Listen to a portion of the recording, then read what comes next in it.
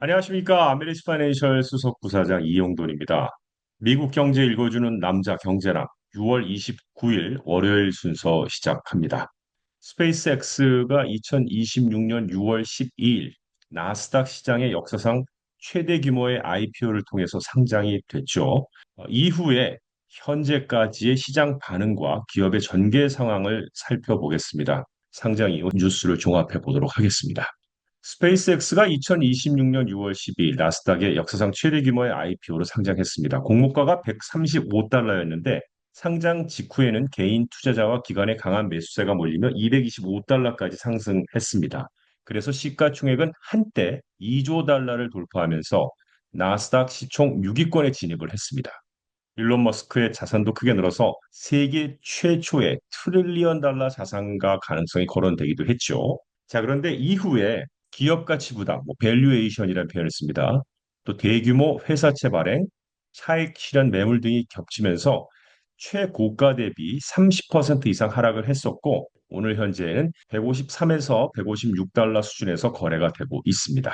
자, 그런데 가장 큰 호재는 나스닥 100 조기 편입입니다. 나스닥은 패스트 엔처리 규정을 작용해서 오는 7월 7일부터 스페이스 X를 나스닥 100 지수에 편입하기로 결정을 했습니다. 시장에서는 그래서 QQQ, 인베스코 QQQ, 기타 나스닥의 100 ETF 등의 패시브 펀드가 약 43억 달러 규모의 스페이스 X 주식을 의무적으로 매수할 것으로 예상을 하고 있습니다. 그러니까 최근 주가 하락을 방어할 중요한 이벤트로 평가됩니다. 7월 7일부터 나스닥 100 인덱스에 편입됩니다. 상장 흥행으로 주관사들이 지난번에도 말씀드렸지만 그린슈 옵션을 행사하면서 최종 IPO 자금은 857억 달러, 하나로는 약 130조 원까지 확대가 됐었죠. 이는 세계 IPO 역사상 최대 규모였습니다. 추가 자금 조달로 AI 투자를 확대하는데 IPO 이후에도 스페이스X는 250억 달러 규모의 회사채를 발행했습니다. 발행 목적은 AI 데이터 센터 구축, 초대형 GPU 확보, 스타쉽 개발, 기존 차입금 일부 상환 등으로 알려졌는데요. 채권 발행에는 약 850달러 이상의 주문이 몰리며 투자자들의 높은 관심을 확인했습니다. 또 최근 스페이스X는 우주 사업뿐 아니라 AI 사업에도 공격적으로 투자를 하고 있습니다. 그 공격적인 투자 주요 내용은 AI 코딩 기업 펄서를 인수한 거고 스타쉽 스타링크 엔지니어들의 AI 프로젝트를 참여하고 차세대 AI 위성망 스타마인드를 개발하고 우주 기반 AI 데이터 센터 구축 등입니다. 또한 엔트로픽, 구글 등과 AI 컴퓨터 인프라 계약을 체결하며 AI 인프라 기업으로도 빠르게 성장하고 있습니다. 또한 스페이스X는 스타쉽 우주 사업도 계속 확대하고 있는데요. 스타쉽 상용화, 스타링크 글로벌 확대, 우주 화물 운송, 또 차세대 우주 캡슐 시험 등 기존 우주 사업도 동시에 확대를 하고 있습니다. 즉 우주와 AI 이 두 축을 동시에 성장시키겠다는 전략입니다. 자, 앞으로 주목해야 할 일정입니다. 다시 한번 말씀드립니다. 7월 7일 나스닥 100에 공식 편입이 됩니다. ETF와 인덱스 펀드 매수 유입을 기대하고 있고요. 7월 말에서 8월 초에는 상장 후 첫 분기 실적 발표가 예상이 됩니다.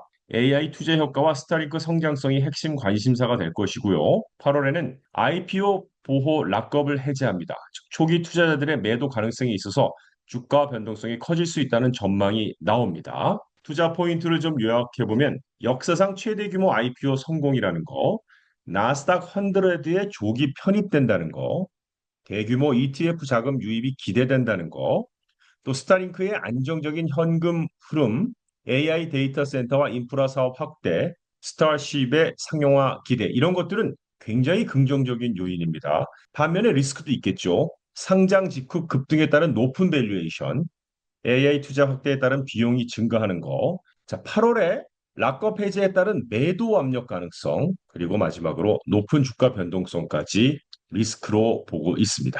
종합적으로 평가를 해보면 현재 스페이스X는 단순한 우주 기업이 아니라 우주 산업과 AI 인프라 사업을 동시에 키우는 기업으로 시장의 재평가를 받고 있습니다. 단기적으로는 높은 변동성이 이어질 가능성이 있지만 7월 7일 나스닥 100 편입과 향후 AI 사업의 성과, 또 스타쉽 상용화가 중장기 주가를 좌우할 핵심 변수로 꼽히고 있습니다. 자, 알파벳과 관련된 뉴스를 하나 전해드리겠습니다. 구글의 모 회사죠. 알파벳 주가가 오늘 다우존스 산업평균 지수에 신규 편입되면서 약 4% 상승했습니다. 다만 이 기술 대기업은 인공지능 전략을 둘러싼 여러 가지 우려의 측면에 있습니다. 구글의 모 회사인 알파벳은 현재 지난 2월 이후 가장 부진한 월간 성과를 기록할 전망이고, 불과 지난 5월에는 장 마감 후 시가총액 기준으로 한때 엔비디아를 추월하기도 했던 것과 대비되는 흐름입니다. 투자자들은 알파벳의 AI 실행력에 의문을 제기하고 있고요. 주요 우려 요인으로는 컴퓨팅 자원 부족, 중국의 저비용 AI 모델 경쟁, 딥마인드 핵심 인력 이탈, 자사주 매입 축소 등이 꼽힙니다. 이러한 요소들은 알파벳이 대규모 자본 지출을 통해 추진 중인 AI 투자 성과가 실제로 얼마나 효과를 낼 수 있는지에 대한 시장의 불확성을 키우고 있습니다.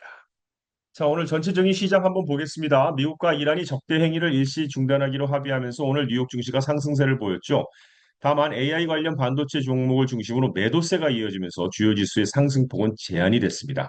오늘 오전 장중 기준 다우존스 산업평균 지수는 전 거래일보다 383포인트 상승했고, S&P 500 지수는 0.6%, 나스닥 종합지수는 약 1% 각각 올랐었습니다. 다만 주요 지수는 장 초반 기록했던 고점에서는 다소 내려온 수준에서 거래가 되고 있는데요.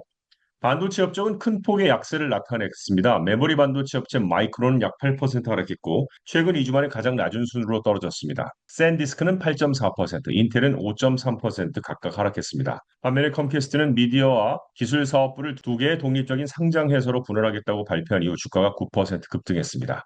회사는 기업 분할이 약 1년 안에 완료될 것으로 예상한다고 밝혔습니다. 한편 인베스트먼트 매니지먼트 펌의 아르전 캐피털 매니지먼트의 포트폴리오 매니저인 제드 엘러브록은 최근 시장 변동성의 주요 원인으로 마이크론을 중심으로 한 메모리 반도체주의 조정을 꼽았습니다. 현재 시장은 수십 년 만에 가장 강한 모멘텀 장세를 보이고 있으며, 이러한 모멘텀 종목들은 매우 큰 변동성을 보일 수 있다며 오늘 마이크론의 급락이 그 대표적인 사례라고 말했습니다. 한편 미국과 이란은 주말 군사 충돌 이후 적대 행위를 일시 중단하고 호르무즈 해협을 통과하는 상선의 자유로운 항해를 보장하기로 합의했습니다. 양국은 분쟁 종식을 위한 협상을 이어가기 위해 군사적 긴장을 완화하기로 했는데요. 미 정부 관계자는 MOU의 모든 사안에 대한 실무 협의를 계속 진행할 예정이며, 양측은 당분간 군사 행동을 중단하고 상선의 자유로운 통항을 보장하기로 했다고 밝혔습니다. 앞서 미국은 호르무즈 해협에서 발생한 이란의 공격에 대한 보복으로 주말 동안 이란의 군사 시설을 급습했습니다. 또한 추가 도발시 강경 대응을 경고했습니다. 자, 국제유가는 휴전이 실제로 유지될지 여부와 에너지 공급 차질 우려를 시장이 주시하면서 상승했습니다. 시장 조사업체 바이터널리지의 애덤 크리스플리는 특히 미국을 포함해 어느 쪽도 전면적인 군사 충돌 재개를 원하지 않는 것으로 보인다며, 예상치 못한 긴장 고조 가능성은 남아있지만 전반적으로 양국 관계가 지속적인 긴장 완화 국면으로 향할 가능성이 크다고 전망했습니다. 자, 이번 주 미 증시는요, 7월 4일 독립기념일 연휴를 앞두고 주요 경제 지표와 일부 대형 기업들의 실적 발표가 예정돼 있습니다. 특히 이번 주에는 통상 금요일 발표되는 미 노동부의 고용보고서가 목요일에 조기 발표되면서 시장의 관심사로 떠오르고 있는데요. 첫 번째로 화요일 주택시장과 소비 고용시장의 흐름을 보여주는 주요 경제 지표가 잇따라 발표되는데요. 4월에 S&P 케이스 실러, 즉 주택가격 지수가 공개됩니다. 이 지수는 미국 20개 주요 도시의 주택가격 변동을 측정하는 대표적인 부동산 지표입니다. 또한 시카고 PMI가 발표되는데, 시카고 지역 제조업과 서비스업의 경기 상황을 보여주는 선행 지표입니다. 그래서 일반적으로 50 이상이면 경기 확장, 50 이하면 경기 위축을 의미합니다. 또한 컨슈머 컨피던스 인덱스 소비자 신뢰 지수가 발표되기도 하고요.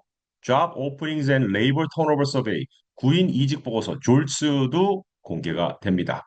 주요 기업의 실적으로는 미국의 드론과 군사용 무인 항공기 전문 기업으로 국방 산업의 대표 성장주 가운데 하나인 에어로바이러먼트와 글로벌 고객 관리와 IT 아웃소싱 서비스를 제공하는 콘센트릭스가 실적을 발표할 예정입니다. 수요일로 넘어가면요. 민간 고용과 제조업 경기가 확인되겠는데요. 오전엔 ADP 민간 고용 보고서가 발표되고요. ISM 제조업 PMI가 발표됩니다. 미 제조업 경기의 대표 지표가 되겠고요. 또한 컨스트럭션 스펜딩, 건설 지출과 관련된 기업과 정부의 건설 투자 규모를 보여주는 지표가 발표가 됩니다. 한편 장 시작 전에는 제너럴 밀스가 실적을 발표하는데요. 제너럴 밀스는 하겐다즈, 베티 크로커 등을 보유한 미국의 대표 식품 기업이고요. 나이키도 실적을 발표합니다. 목요일로 넘어갑니다. 이번 주 최대 이벤트입니다. Employment Situation Report, 미국의 6월 고용 보고서가 발표되는데 독립기념일 연휴로 하루 앞당겨서 non-farm payroll, unemployment rate, average hourly earning 등이 함께 발표가 됩니다. 또 initial jobless claim, 그러니까 주간 신규 실업수당 청구 건수도 발표가 되고요. 공장제 수주가 발표됩니다. factory orders죠. 공장제 수주는 기업들의 설비 투자와 제조업 경기를 확인할 수 있는 선행 지표가 되겠습니다. 그리고 금요일에는 7월 4일 독립기념일에 따른 대체 휴장으로 하루 동안 증시가 문을 닫습니다. 이상 미국 경제 읽어주는 남자 경제남을 마치겠습니다. 좋은 한 주 되십시오. 고맙습니다.